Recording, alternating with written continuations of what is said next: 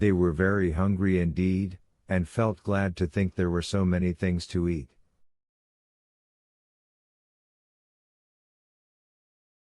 As they ate, they discussed the problem they were trying to solve. "It looks as if the entrance to the dungeons was not under this little room after all," said Julian.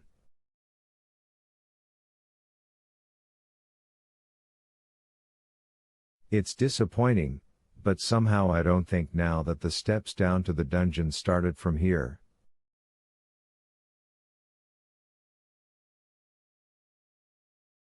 "Let's measure the map and see if we can make out exactly where the steps do start." It may be, of course, that the measurements aren't correct and won't be any help to us at all.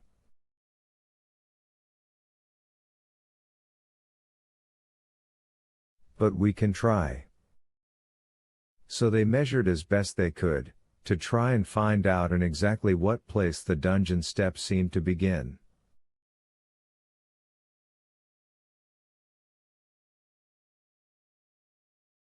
It was impossible to tell, for the plans of the 3 floors seemed to be done to different scales.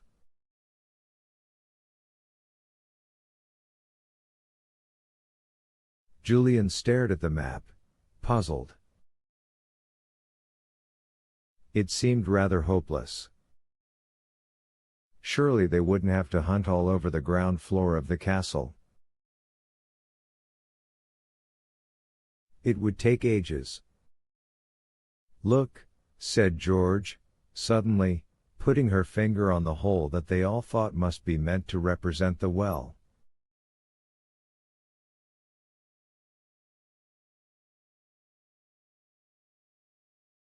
"The entrance to the dungeon seems to be not very far off the well.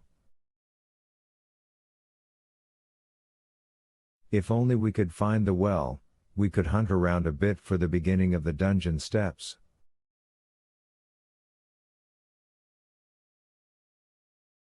"The well is shown in both maps. It seems to be somewhere about the middle of the castle."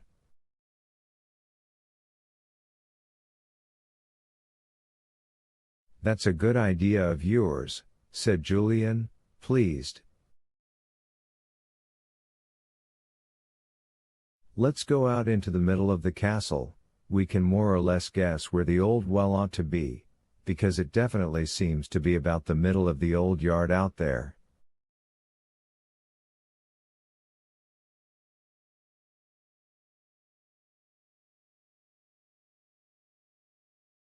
Out they all went into the sunshine. They felt very important and serious. It was marvelous to be looking for lost ingots of gold. They all felt perfectly certain that they really were somewhere beneath their feet. It didn't occur to any of the children that the treasure might not be there. They stood in the ruined courtyard that had once been the center of the castle. They paced out the middle of the yard and then stood there, looking around in vain for anything that might perhaps have been the opening of an old well.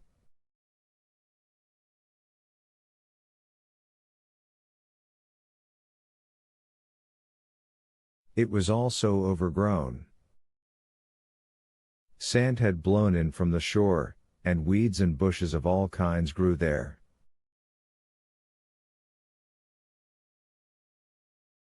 The stones that had once formed the floor of the big courtyard were now cracked and were no longer lying flat.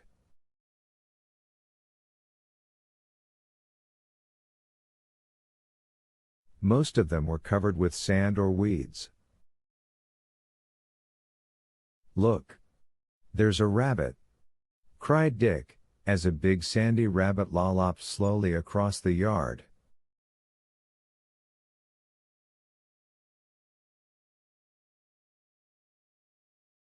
It disappeared into a hole on the other side. Then another rabbit appeared, sat up and looked at the children, and then vanished too.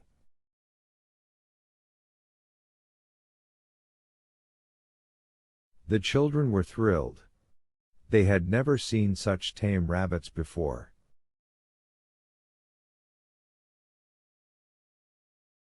A third rabbit appeared.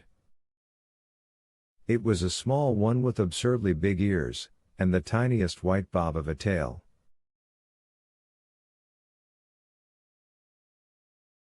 It didn't even look at the children. It bounded about in a playful way, and then, to the children's enormous delight, it sat up on its hind legs, and began to wash its big ears, pulling down first one and then another.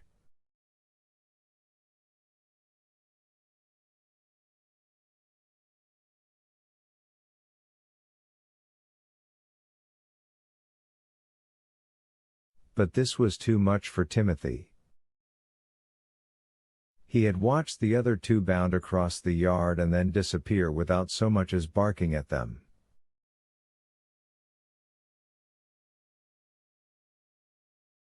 But to see this youngster actually sitting there washing its ears under his very nose was really too much for any dog.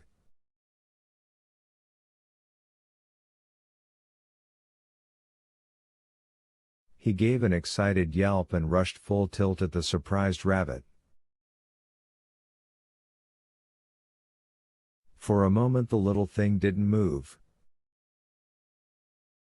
It had never been frightened or chased before, and it stared with big eyes at the rushing dog.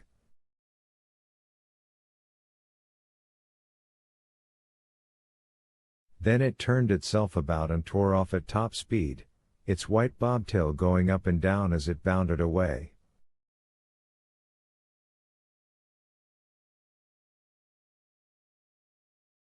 It disappeared under a gorse bush near the children. Timothy went after it, vanishing under the big bush too. Then a shower of sand and earth was thrown up as Tim tried to go down the hole after the rabbit and scraped and scrabbled with his strong front paws as fast as he could.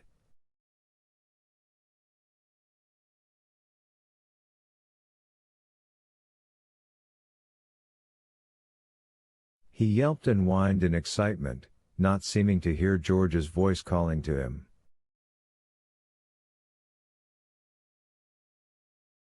He meant to get that rabbit. He went almost mad as he scraped at the hole, making it bigger and bigger.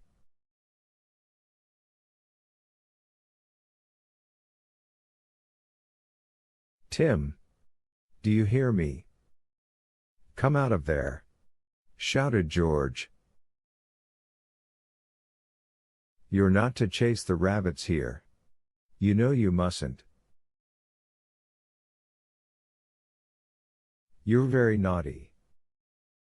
Come out." But Tim didn't come out.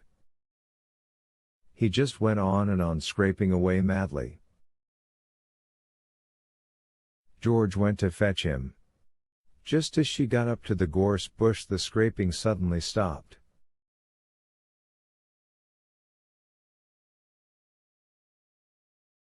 There came a scared yelp, and no more noise was heard.